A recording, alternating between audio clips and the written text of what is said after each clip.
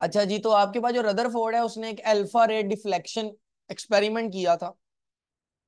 जिस एक्सपेरिमेंट में उसने एक्चुअली डिस्कवर ये किया था कि जो एटम होता है उस एटम के सेंटर में एक डेंस न्यूक्लियस होता है, हार्ड न्यूक्लियस होता है, सख्त न्यूक्लियस होता है।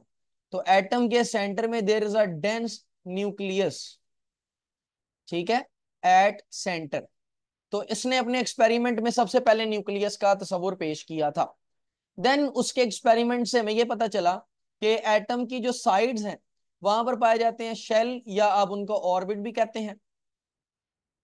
और शेल्स या ऑर्बिट्स में कौन सर्कुलर मोशन कर रहे होते हैं जी? इलेक्ट्रॉन्स पाए जाते हैं वहां पर। तो जो इन्होंने स्ट्रक्चर बनाया था एटम का, वो कुछ आपको बना के दिखा देता हूं मैं। सेंटर में एक न्यूक्लियस होगा, पॉजिटिव चार्ज वाला न्यूक्लियस होगा, और साइड पर वहां पर आपके पास ऑर्बिट्स या शेल्स पाए जाएंगे। और इस स्ट्रक्चर का नाम आपने रखा है एटम।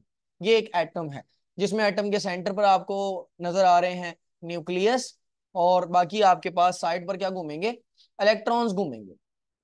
तो यहां से याद रखना है कि ये जो सेंटर में डेंस वाला पार्ट है, this dense part is called as nucleus.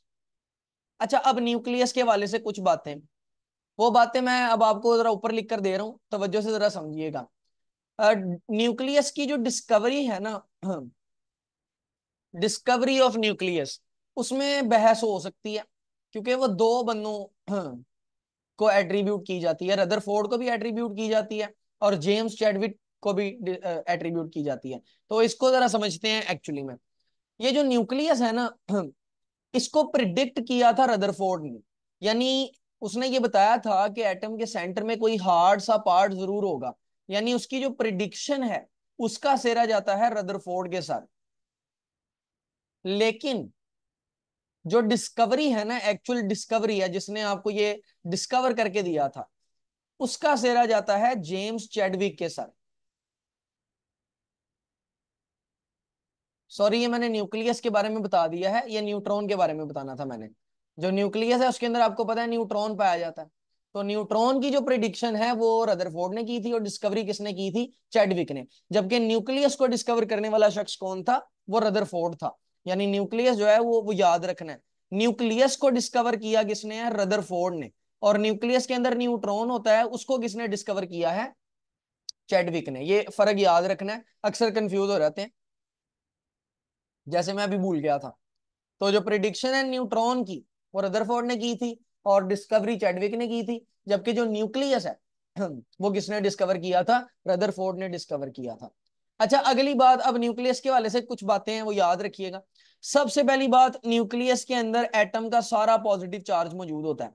बाकी न्यूक्लियस के बाहर चले जाएं तो एटम में फिर नेगेटिव चार्ज रह जाता है, जो कि इलेक्ट्रॉन है।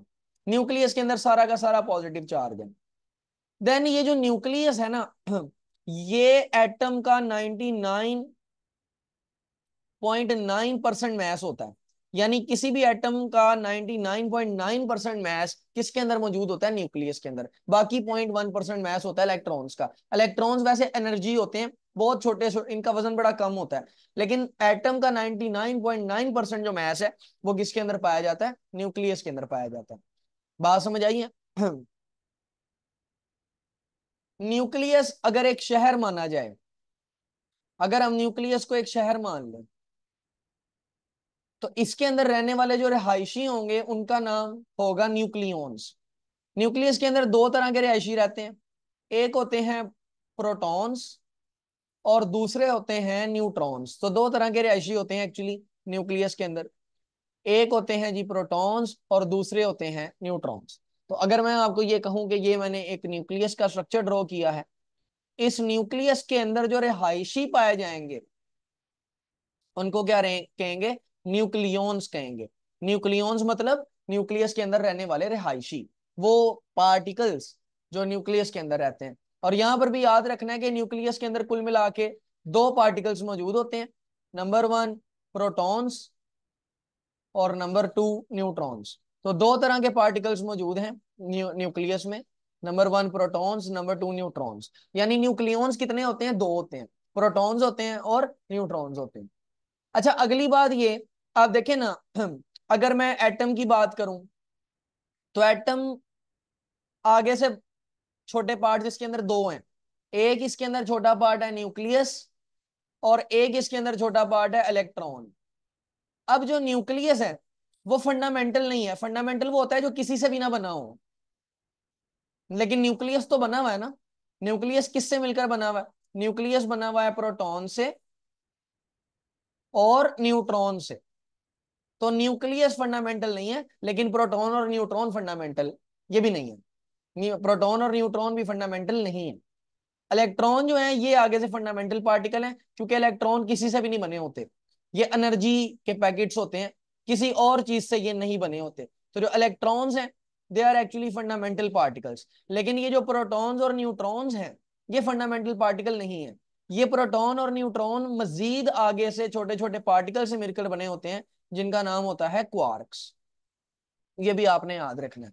मैं बहुत सारी इंफॉर्मेशन मेरा ख्याल है शेयर करी जा रहा हूँ, शायद इतनी आप पल्ले भी ना डाल सकें। चले मैं रिपीट कर देता हूँ जल्दी से। चैप्टर 21 है हमारा, जिसका नाम है nuclear physics. Nuclear physics physics की वो ब्रांच है जिसके अंदर हमने एटॉमिक न्यूक्लियस को पढ़ना होता है। एटॉमिक न्यूक्लियस की डिस्कवरी किसने की थी? रदरफोर्ड ने की थी। एक्चुअली आप सीरीज को समझे जरा, मैं सीरीज बना नहीं पाया, इंफॉर्मेशन ही देता चला गया, मैंने एक मिस्टेक कर दी। मुझे स्टोरी वाइज इसको लेकर चलना चाहिए था, लेकिन बहरहाल आप समझे। पढ़ हम क्या रहे हैं? न्यूक्लियर फिजिक्स पढ़े हैं। न्यूक्लियर फिजिक्स का ताल्लुक किसके साथ है? न्यूक्लियस के साथ। तो इसलिए मैं रदरफोर्ड के अल्फा एक्सपेरिमेंट पे आया था, ताकि पहले ये पता चले कि न्यूक्लियस डिस्कवर किसने किया था। तो न्यूक्लियस को डिस्कवर करने वाले शख्स का नाम था रदरफोर्ड, जिसने अल्फा रे एक्सपेरिमेंट किया, जिसमें हमें यह पता चला कि जो एटम है वो आपके पास, उसके अंदर सेंटर में डेंस न्यूक्लियस होता है एट सेंटर, और साइडों पर शेल या ऑर्बिट्स में क्या घूम रहे होते हैं? इलेक्ट्रॉन्स। उसने एटम की ये शक्ल बनाकर हमें दी कि सेंटर में न्यूक्लियस है और साइडों पर इलेक्ट्रॉन है। एक्स्ट्रा इंफॉर्मेशन को अगर साइड पे करें तो हमारा मेन काम है न्यूक्लियस के बारे में सीखना। तो मैं न्यूक्लियस के बारे में ही बता रहा था कि इसको डिस्कवर करने वाले शख्स का नाम रदरफोर्ड है। न्यूक्लियस के अंदर एटम का सारा पॉजिटिव चार्ज मौजूद होता है, और न्यूक्लियस एटम के 99.9% मैस को रखता है। इसके आगे फिर मैं आया डिस्कवरी ऑफ न्यूट्रॉन पर, क्योंकि मैंने अभी आपको बताया न्यूक्लियस के अंदर रहने वाले जो रिहायशी हैं उनका नाम है न्यूक्लियॉन्स। और दो तरह के न्यूक्लियॉन्स हैं, यानी एक न्यूक्लियस के अंदर दो तरह के पार्टिकल्स होते हैं। एक होते हैं प्रोटॉन्स और दूसरे होते हैं न्यूट्रॉन्स। मैंने एक एटम की स्ट्रक्चर वाइज ऐसे डायग्राम भी बना के दी। एटम फर्दर न्यूक्लियस से बना होता है और इलेक्ट्रॉन से बना होता है। यानी एटम के अंदर न्यूक्लियस भी होता है और इलेक्ट्रॉन भी होते हैं। इलेक्ट्रॉन फंडामेंटल पार्टिकल हैं क्योंकि ये किसी और चीज से मिलकर नहीं बने। लेकिन जो न्यूक्लियस है वो फंडामेंटल नहीं है, वो प्रोटॉन और न्यूट्रॉन से मिलकर बना। अब ये प्रोटॉन और न्यूट्रॉन भी फंडामेंटल नहीं है। अच्छा, कुछ लोग इनको फंडामेंटल कहते हैं, कुछ किताबें भी इनको फंडामेंटल कहती हैं, लेकिन ये फंडामेंटल नहीं है। अगर आप प्योर फिजिक्स पढ़े ना, अच्छे लेवल वाली फिजिक्स, तो ये फंडामेंटल नहीं है। ये एक्चुअली किससे मिलकर बने हुए हैं? क्वार्क्स से मिलकर बने हुए हैं। क्वार्क्स इनसे भी छोटे पार्टिकल होते हैं, उनको इस चैप्टर के लास्ट में पढ़ेंगे, आखिरी टॉपिक है क्वार्क्स। और जो न्यूट्रॉन है उसकी प्रिडिक्शन रदरफोर्ड ने की थी और डिस्कवरी उसकी चैडविक ने की थी। अगर आप इनके साल याद रख लेते हैं वो भी काफी बेहतर हो जाएगा। जो रदरफोर्ड है उसने प्रिडिक्शन की थी 1920 में, और जो चैडविक है उसने डिस्कवर किया था 1931 में। ठीक 11 साल के बाद उसकी प्रिडिक्शन ठीक हुई थी। जी बच्चों, यहां तक सारी बातें क्लियर है? मैंने पढ़ाने के बाद एक दफा रिवाइज भी करवा दी। कोई मसला मसाइल है तो भी डिस्कस करें मेरे साथ।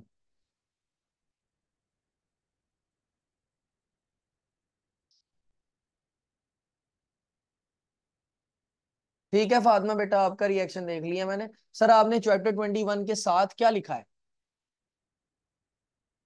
हाँ, मैं आपको ये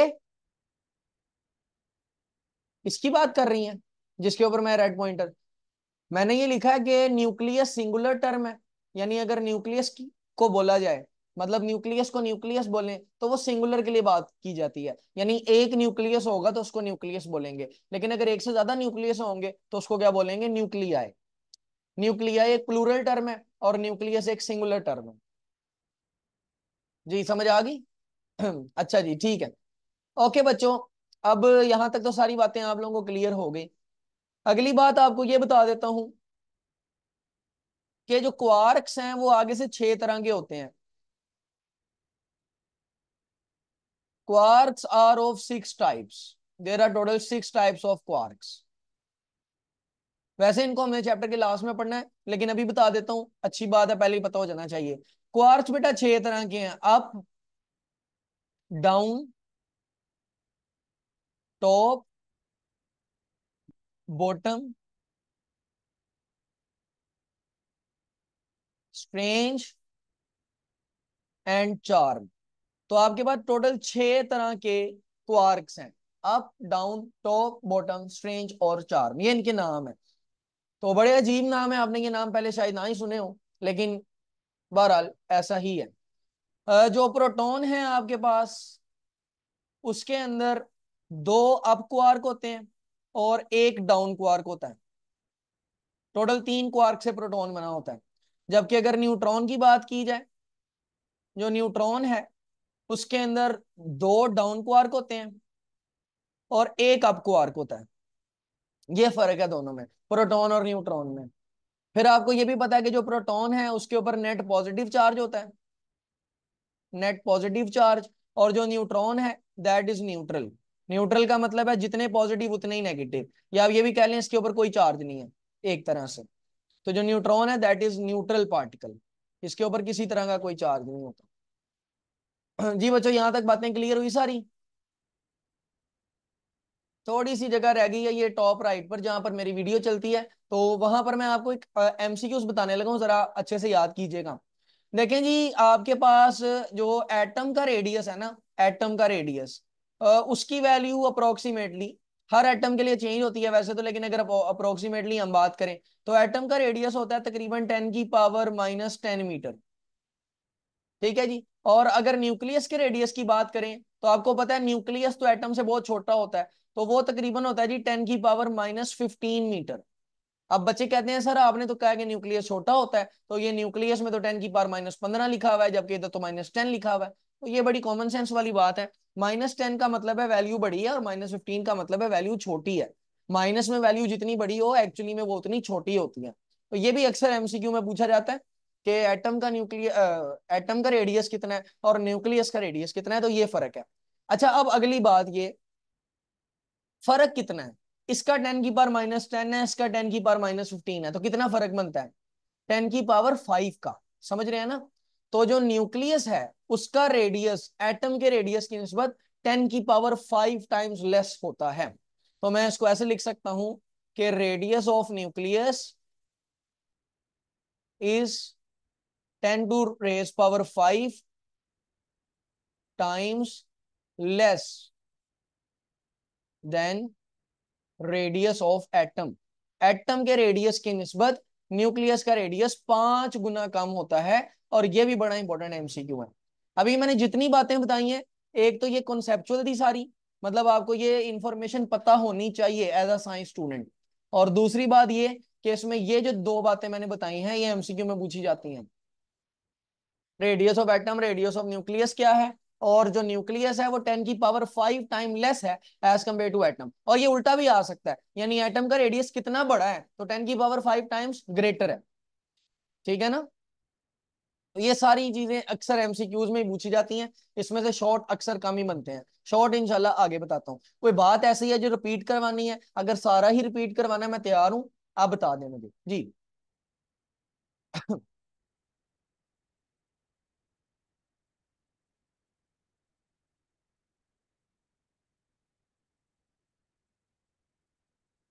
चलें बेटा, ठीक है।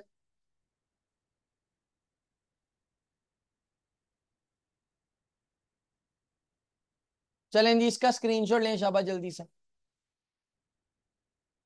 1 2 3। Okay bye.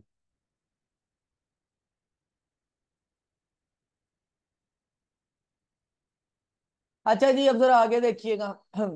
अब कुछ शॉर्ट क्वेश्चंस के ऊपर चलते हैं हम। सबसे पहले यूनिफाइड मैस स्केल आता है। यूनिफाइड मैस स्केल, अगर आपने आप में से वैसे केमिस्ट्री का तो दोनों ही बच्चे नहीं है जहां तक मेरा ख्याल है। यूनिफाइड मैस स्केल जो है आप लोगों ने 9 क्लास की केमिस्ट्री में पढ़ा होगा। 9 क्लास की केमिस्ट्री में इसका नाम था एटॉमिक मैस यूनिट या रिलेटिव एटॉमिक मैस, याद है ना? ये वही है। यूनिफाइड मैस स्केल जो है ये वही है। असल असल चीज है इसका कॉन्सेप्ट सीखना। इसका कॉन्सेप्ट नहीं समझ में आता होता बच्चों को, याद करना तो बड़ा आसान है। असल चीज है कि इसका वो कॉन्सेप्ट समझ में आए जो वाकई ही इसका कॉन्सेप्ट है। नहीं तो ना तो ये आपकी 9th क्लास 10th क्लास के केमिस्ट्री टीचर समझा पाए, और ना आपके इंटर के केमिस्ट्री टीचर समझा पाएंगे इसको, रिलेटिव एटॉमिक मास। क्योंकि ये कॉन्सेप्ट पढ़ने के लिए, समझने के लिए साइंस का शौक होना चाहिए, और साइंस समझाने का और समझने का शौक होना चाहिए, जो कि माजरत के साथ पाकिस्तानी लोगों में बिल्कुल नहीं है।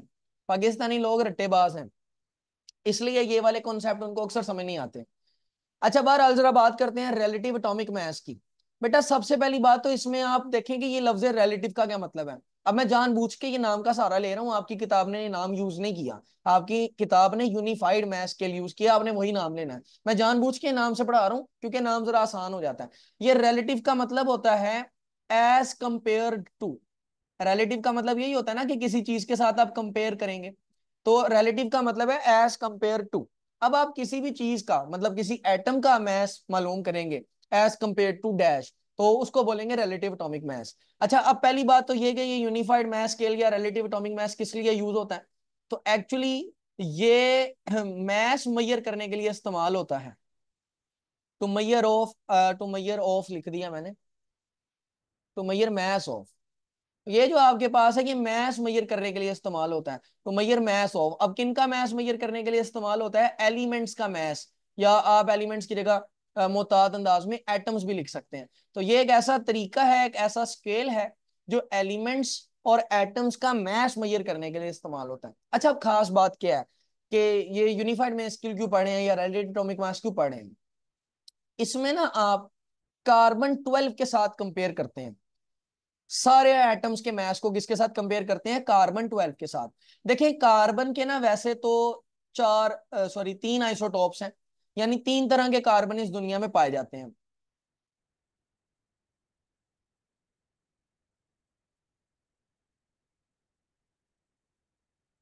हाँ जी, 3 तरह के कार्बन इस दुनिया में पाए जाते हैं। एक है कार्बन 12 C12, एक है कार्बन 13 C13, और एक है कार्बन 14। और यहां पर हमने स्टैंडर्ड किसको बनाया है, कार्बन 12 को। यानी सारे एलिमेंट्स का मैस हमने कार्बन 12 से कंपेयर करके करना है।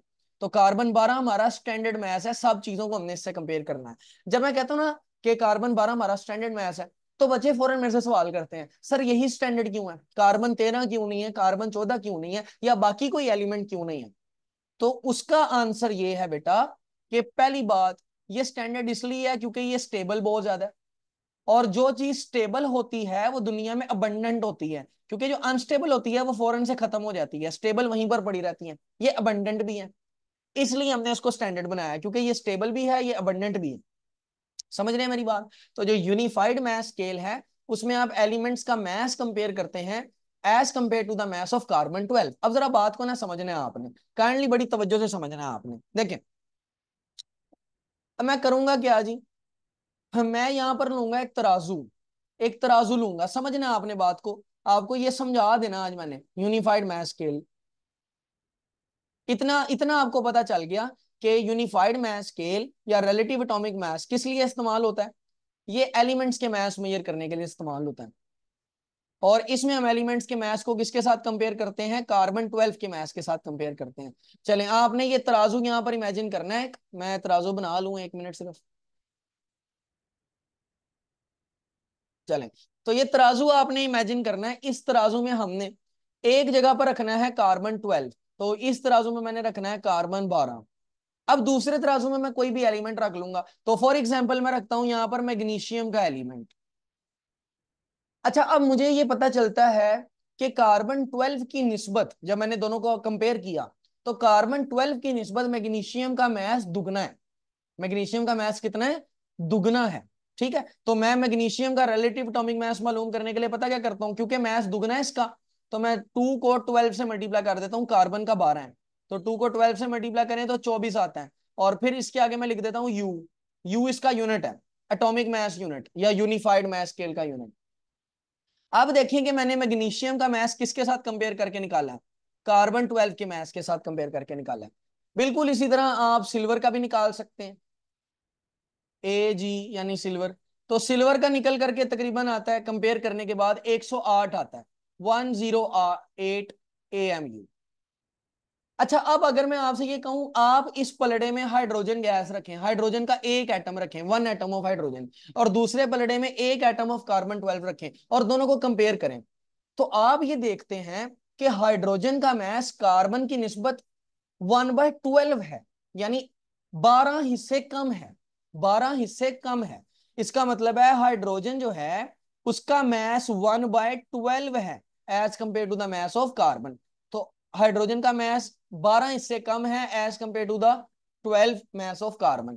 तो जब आप इसको 12 से 12 काटेंगे तो आपके पास हाइड्रोजन का मैस आएगा 1 पॉइंट अप्रोक्सीमेटली, आप इसको 008 कह देते हैं। तो ये देखें कि यहां पर आपने हाइड्रोजन का मैस किसके साथ कंपेयर करके निकाला है, कार्बन 12 के साथ। तो यूनिफाइड मैस स्केल या रिलेटिव एटॉमिक मैस वो स्केल है जिसमें आप एलिमेंट्स का मैस कार्बन 12 के मैस के साथ कंपेयर करके निकालते हैं। जैसे मैंने मैग्नीशियम का निकाल के दिया, सिल्वर का निकाल के दिया, हाइड्रोजन का निकाल के दिया। मेरी बात समझ रहे हैं, पॉइंट समझ में आया कि जो यूनिफाइड मैस स्केल है या रिलेटिव एटॉमिक मैस है उसमें हम करते क्या है, उसमें हम एलिमेंट्स का मैस कंपेयर करते हैं कार्बन 12 के साथ। ठीक है जी। अच्छा, अब यहां पर इसकी डेफिनेशन क्या बनेगी, तो देखें 1/12, यहां पर देखें कौन सा पोर्शन है, 1/12। समझ रहे हैं मेरी बात। तो यहां पर इसकी जो डेफिनेशन बनेगी रिलेटिव एटॉमिक मास की, वो ये बनेगी कि relative, sorry relative atomic mass नहीं हमने लिखना, हमने यूनिफाइड मास स्केल लिखना है।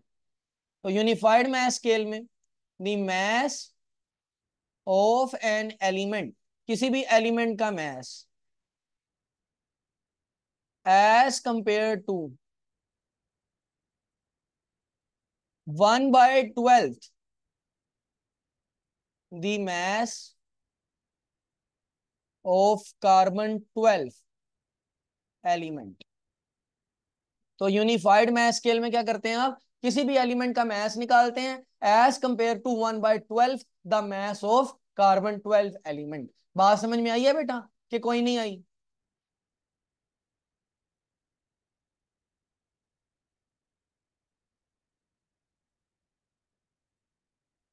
बच्चों जी समझ में आई है कि नहीं आई, जवाब नहीं दे रहे। सर 1/12 सिर्फ हाइड्रोजन के लिए नहीं बेटा, इसको ओवरऑल यूज करना है। मैंने एक जनरलाइज स्टेटमेंट कर दी, एक एलिमेंट पे लगा के ओवरऑल यूज कर दी। अब आपने हमेशा कार्बन का 1/12 मैथ से कंपेयर करना है। पहले मैंने आपको जनरल समझाया, फिर मैं आपको जनरली में आ गया। मैग्नीशियम से दोबारा बता दूं। अब एक्चुअली क्लास एंड होने वाली है तो क्लास लीव करें, फिर मैं बताता हूँ। क्लास दोबारा ज्वाइन कीजिएगा, मैं बताता हूँ। ओहो, स्क्रीनशॉट लिया आप लोगों ने? वन, चलें आप दोबारा ज्वाइन करें फिर देख लेते हैं।